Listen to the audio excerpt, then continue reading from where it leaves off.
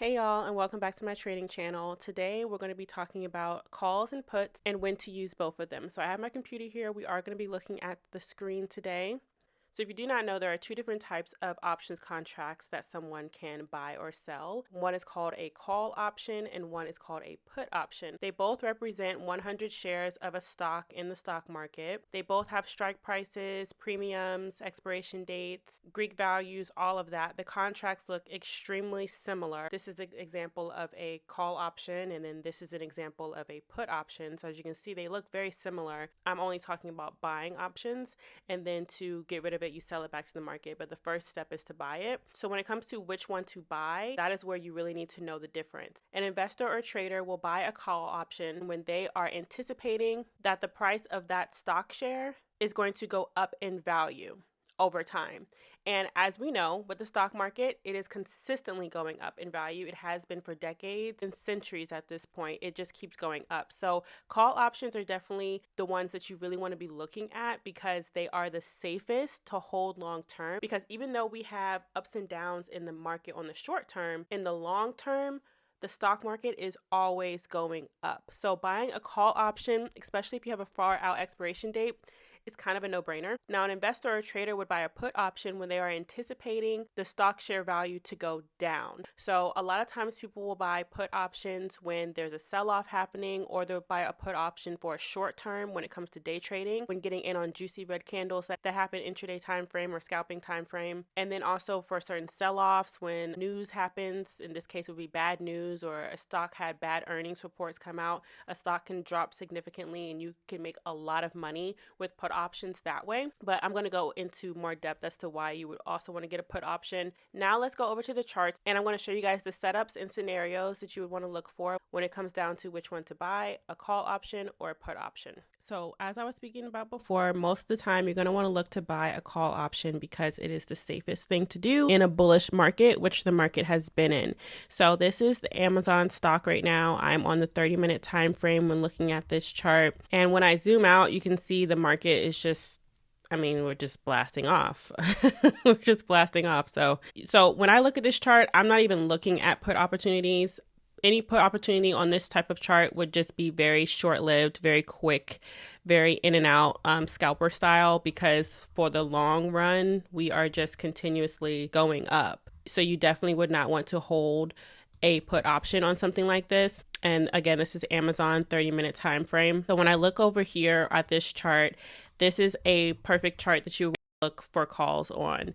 And you want to buy calls at support and then sell at resistance. You have your support levels with your indicator, and you also have your support and resistance levels with your beams that you draw on your chart. I have a complete charting masterclass in my course that teaches you how to draw all these lines and all these indicators and all of that. So my chart is already marked up, as most of my charts that I trade are already marked up and have been marked up. This is just an example of a chart that you would definitely just want to look for calls on. Now, it took me a minute to find a stock that is actually on a downtrend right now, and one that I have been able to find is Starbucks. Starbucks had some political news that was going on back in November and December with the war and everything. I'm not even sure all the details with it, but I just know that it caused a major sell-off and they have not been able to recover quite yet.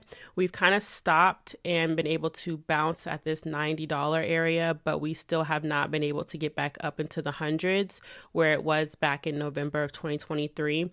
And so something like this, where we are creating more of a downtrend, I can actually draw a trend line here where we're creating more of a downtrend, even though right now we're kind of going nowhere, we're kind of consolidating. But overall, when you zoom out, getting heavy resistance to the point where we're starting to go down. I like to look at 3 points to create a trend. We have one here, another downward here.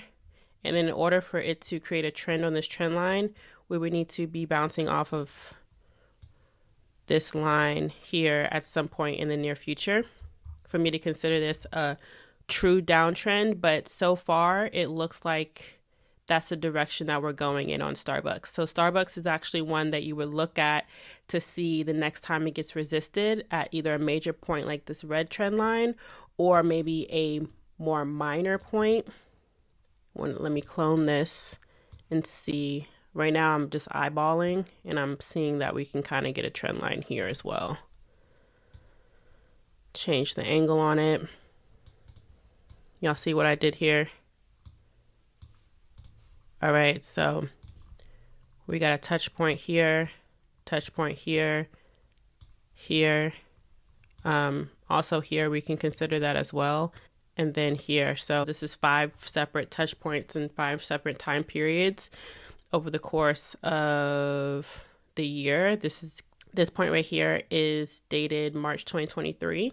So we have kind of been on a downward trend of Starbucks since then. Even though we've broken this trend a couple times, we still keep coming back down. So with that being said, you can look to see if Starbucks is going to hit this area again, this trend line, and then this is where you would get in for a put. This is where you would get a put because you have a higher risk to reward ratio when it gets resisted at the highest point for puts. So you would get a put here, and then you would ride it down to wherever. My recommendation would be ride it down to the next support level, which has been so far this $91 area here. But this is where you would get the put at right here. All right, that's where you would get the put. So, of course, the main way that you would want to use put options is when you have a stock that is on a consistent downtrend, or at least in a downward momentum for the time being. So there is another reason why an investor would want to get a put option and maybe even hold it for a longer period of time. And that reason is called hedging. Hedging against your portfolio is, let's say that an investor has, maybe they just have regular stock shares. Most of their money is invested in regular stock shares. And so the stock market is continuously going up. So they're making money over time, and they're getting a return on their investment, monthly, daily, weekly, all of that. They may buy a put option on, let's say, Apple. Maybe they have a lot of Apple stock. It just put maybe just a few $100s into that put option, so that just in case there is a downtrend, instead of their entire account going down, they've hedged it with that put option where they'll make money on that put option because of that rapid downward movement, which is short term but still happening. And then they can capitalize off of that movement. So then they'll take the profit out of that put option, close out that put option, and then maybe take that money and buy the dip on the stock shares that is technically on sale right now. So that's another strategy that a lot of investors use. When I had a lot of money in stock shares, I actually did that as well. And it definitely pays off and helps during downward times, downward weeks, bad news that comes out in the market. And instead of your entire portfolio being red for that day or for that week, you have those hedged put positions and kind of like acting as a safety net for your entire portfolio. But yeah, those are the 2 options that you can get, a call option or a put option. And those are my reasons as to why you'd want to buy either one of those. If this video helped you, if you learned anything new, then please give it a thumbs up. Subscribe to this channel for more trading videos, and I will see you guys in my next one. Bye.